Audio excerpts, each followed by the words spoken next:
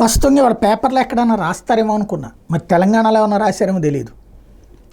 పొంగులేటి శ్రీనివాసరెడ్డి ఇప్పుడు ప్రస్తుతం తెలంగాణ మంత్రి.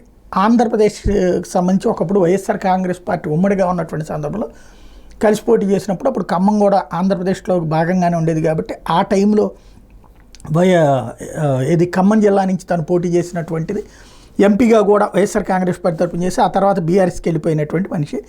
ఆ తర్వాత కాంగ్రెస్ పార్టీకి వెళ్ళి తను నిన్న చేసిన వ్యాఖ్యలు, అమరావతిలో పెట్టుబడులకి ఇన్వెస్టర్లు భయపడుతున్నారు, విజయవాడలో నగరం వరదల తర్వాత ఆంధ్రప్రదేశ్ పరిస్థితి మారిపోయింది, అమరావతిని వదిలి హైదరాబాద్ బెంగళూరు వైపు చూస్తున్నారు, కూటమి ప్రభుత్వంలో అమరావతికి పెట్టుబడులు వరద అనే మీడియా కథనాలు తప్పు అన్నటువంటి వార్తని ఇది అక్కడ మాట్లాడుకొచ్చారు. అంటే ఇక్కడ పత్రికల ద్వారా అమరావతికి వరద వచ్చేస్తుంది డబ్బులు, హైదరాబాద్కి ఎవరూ రావట్లేదు అన్నటువంటిది. హైదరాబాద్కి విపరీతంగా వస్తూనే ఉన్నారు.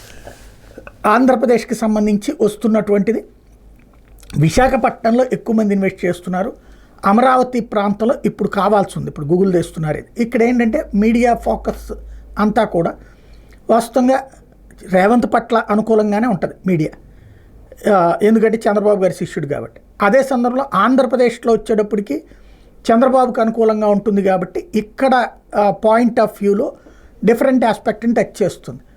పెట్టుబడుల విషయంలోకి వచ్చేటప్పటికి తెలంగాణ కంటే ఆంధ్రాకి ఎగబడి వస్తున్నారు అన్నటువంటి కోణాన్ని తెలంగాణలో ప్రొజెక్ట్ చేసుకుంటూ వస్తున్నారు.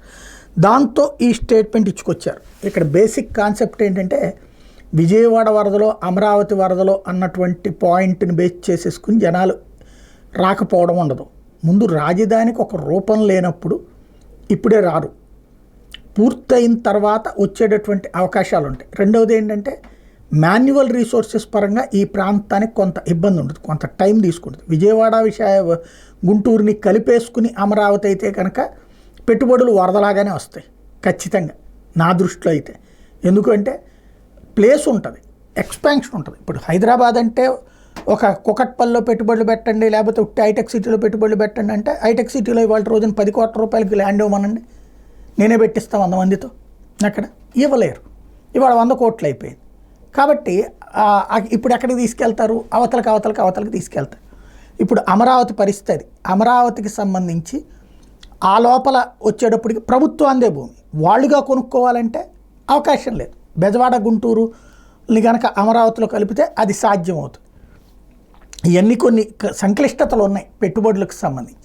వాస్తవానికి సుదూరంగా ప్రయాణం చేయడం అనేది అనవసరం. ఆంధ్రాకి పెట్టుబడులు అయితే వస్తూనే ఉంటాయి. జగన్ ఉన్నా వచ్చినాయి, చంద్రబాబు ఉన్నా వచ్చినాయి, ఇప్పుడు మళ్ళీ బాబు వచ్చినా వస్తూనే ఉంటాయి. కాకపోతే ఎక్కువ తక్కువలు ఇది సహజంగా చర్చ జరుగుతూ ఉంటుంది.